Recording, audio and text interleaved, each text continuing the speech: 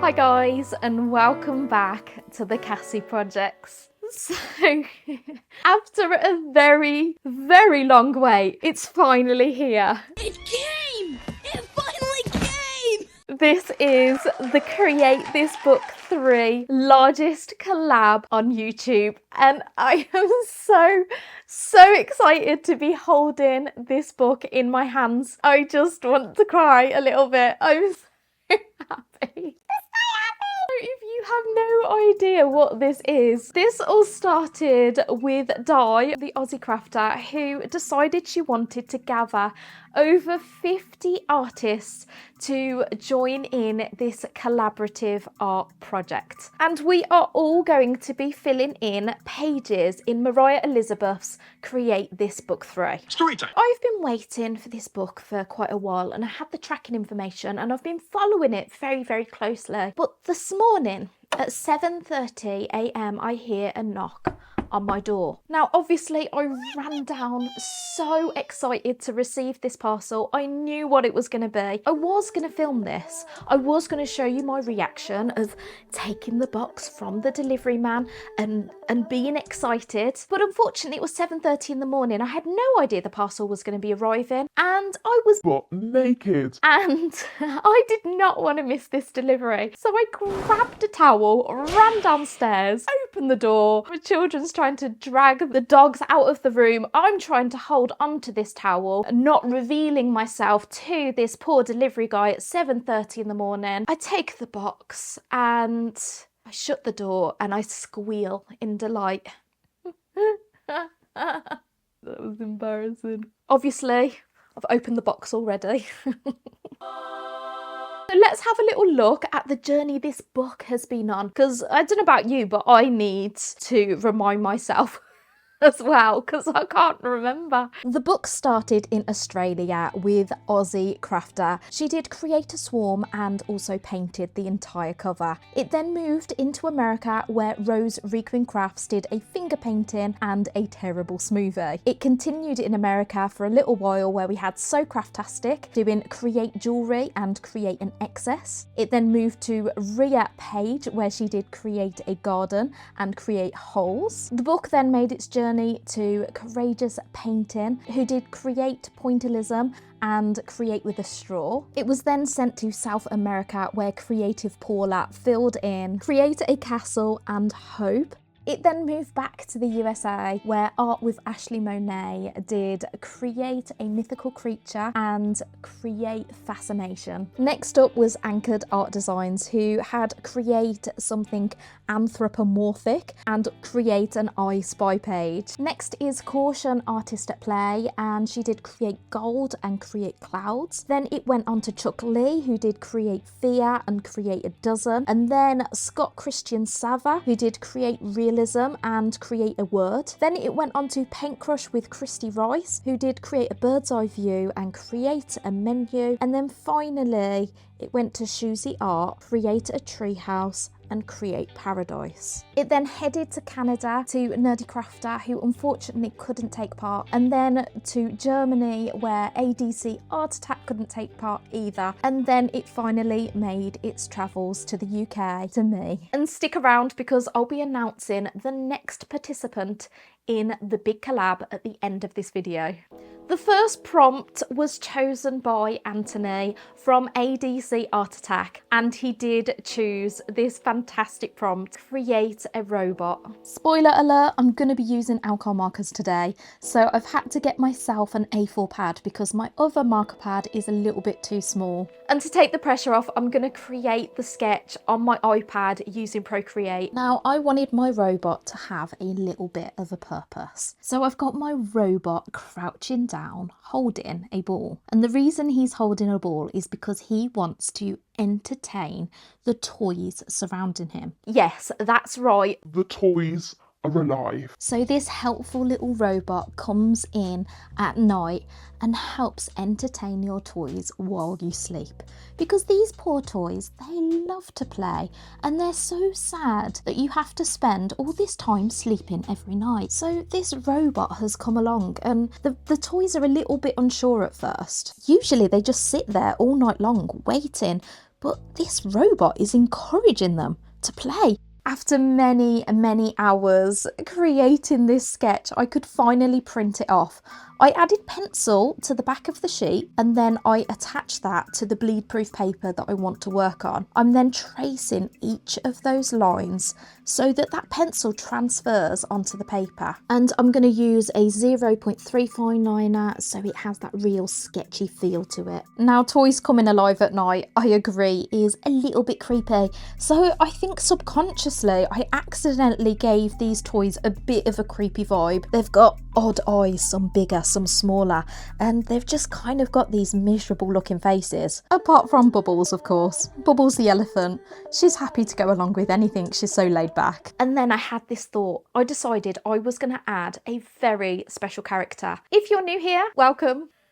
You may not know him, but you should. If you are a regular on my channel, you probably do know him. This is Snugglezilla McFuzzington. I just had to add him into this drawing because he's just so darn cute and he fits perfectly on that little shelf. Let's scan that onto my computer before we start colouring it in, because I want to create a little colouring page for you guys. This is a little freebie that I want to include in this video. I'll let you know all the details in just a little bit. And now it's time to add the colour. Now, I can't tell you how stressed I was doing this, trying to pick the right colours for this blooming colouring page. I spent hours and hours thinking of different combinations. And then I watched this one video which really helped me. The video that I watched was by Brooke Glazer and it's all about the 60-30-10 colour rule.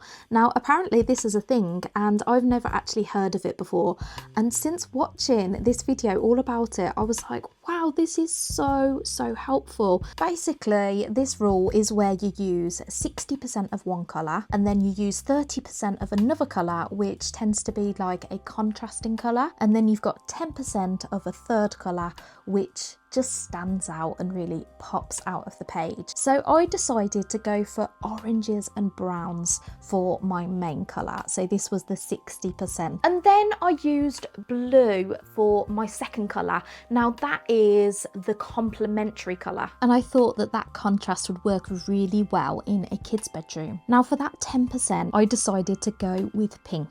The reason I did that is because Snugglezilla McFuzzington is pink, but also it was quite handy because I could then use the pink for the inner ears of the bunnies and then add a little bit of blush to those characters. So that colour all really helped. Now this was probably the scariest part.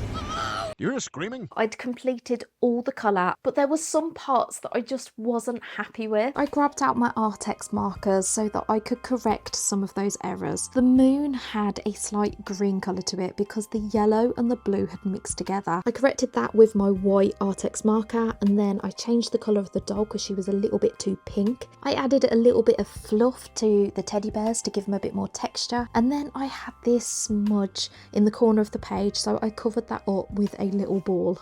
I took some time off camera to just finish off those little details.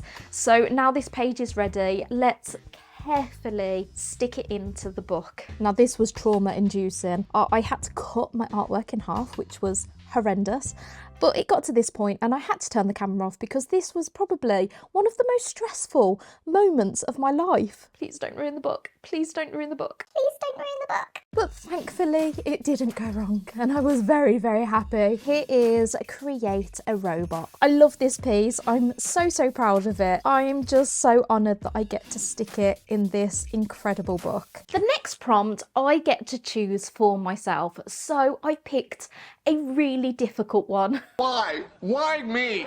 But I had a plan, and it actually involves 10-year-old me.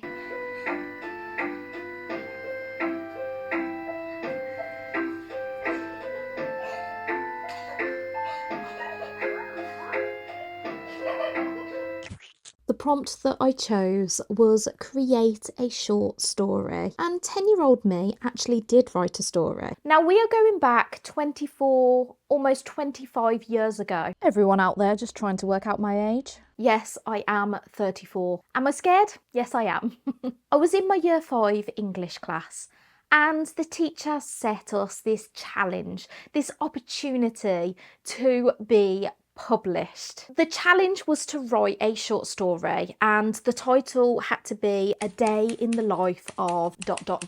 Now, backing up a little bit, I was completely obsessed with ants. I used to collect ants. I used to make little homes for these ants, these little bedrooms, little beds for them. I would even take time to put jam outside the back door so that I could try and get these ants to come to me. Sorry, Mum. So, of course, I chose the title, A Day in the Life of an Ant. So it actually happened. I was published in this adorable little book, along with many, many other children in the local area. Yeah, my mum has kept this in her little memory box for a very long time, and I'm so pleased she did, because we're going to be using it today. It's like 10-year-old Cassie and 34-year-old Cassie are working together. My plan for this prompt is to use my adorable little short story that I wrote as a child, and I'm going to add loads of lovely illustrations to go alongside it.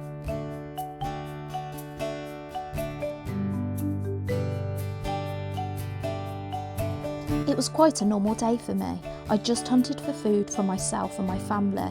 That day at 2 p.m, I was on my way home until a big fierce beetle came. So this story starts off with this ant. We've got to give him a name. I'm going to call him Antonio. Yeah, he comes across this beetle and he's absolutely terrified, so he runs for his life. So I've tried to capture that by creating this fierce beetle and this ant running as fast as he can. He's squinting his eyes because he's concentrating so hard, and the background is blurred to show that speed.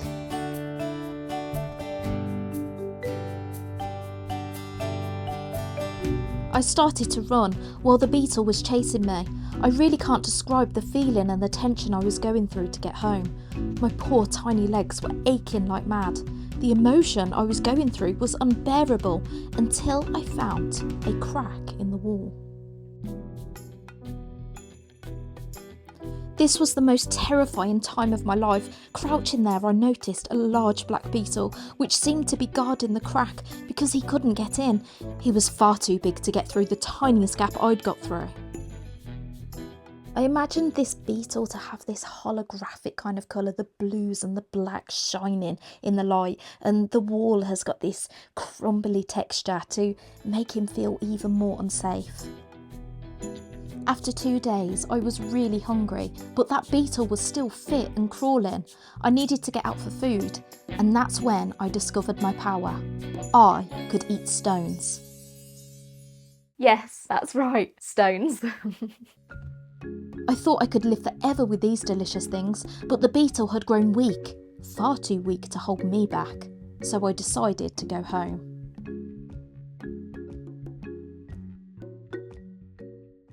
Honestly, it brings me so much joy that I wrote this story. Only a 10-year-old could come up with something with such a twist, something so ridiculous as eating stones. I just think it's fantastic. And it's funny, one of the favourite illustrations that I actually did was these boulders. I really enjoyed layering on those colours and getting the light to hit the top of those rocks. I really actually enjoyed it, as random as it is.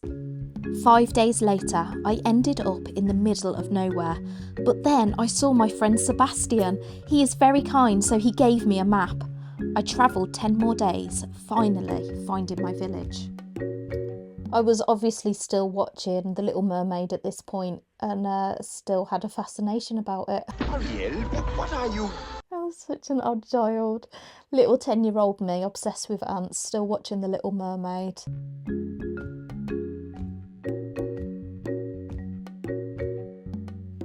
Back at home, I found my mother very sick and was on her way to heaven. I'm very upset, but there's all my brothers and sisters to help and look after.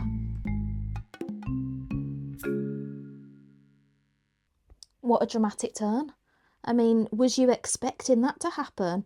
You know, we already had the drama and the suspense, and then he gets home and his mum's dying. I mean, how dramatic is that? All I can say is thank goodness Antonio is such a positive guy and can see the bigger picture here, that he's got to look after his brothers and sisters. And I mean, what a guy. And what a twist. I do have to give a shout out to my husband, who actually wrote the music to this story, especially for me. Thank you. Let's get this lovely page stuck into the book. So here it is, create a short story. I love this, I'm so proud of it, and I think using the story from when I was a kid has just made it so much more special. So yeah, I really hope that you guys like it as well. I wanted to say a massive thank you to Di for organising this incredible collaboration. I'm honestly so honoured to be a part of this. So as I mentioned earlier, I have created a colouring page that you can download for free over on my website. But not only that, I have created a bunch of goodies that relate to these two pages that I've done today. From the create a short story page, I have made a day in the life of an ant vinyl sticker bundle, which includes 6 stickers from different scenes in the story. We've also got a zine, which is basically a mini book that includes exclusive sketches and the illustrations from the story. And from the create a robot page, I have made a 7x5 print and a cute little sticker of the artwork. Finally, the colouring page printed on A4 a hoo-hoo bleed proof paper. You can buy these all individually, or you can buy the entire bundle on my website at thecassieprojects.co.uk. So you've all been waiting to hear who is next to take part in this amazing collaboration. She's actually a dear friend of mine who I have got to know through this collab, which I am so thankful for because she's wonderful. She's an incredible artist, like so good, and she also lives in the UK as well. She's got pink hair and she loves a good challenge. That's right, it is Chantel from Chantel Arts. So make sure you check out her channel to see what she adds to this book. So here you go, Chantel. Oh, I've got it! I'm so excited. Thanks, Cassie. Do carry on watching some more videos over here. I will pop in a binge-worthy playlist for you to enjoy. Thank you so much for watching, and I will see you soon. Bye.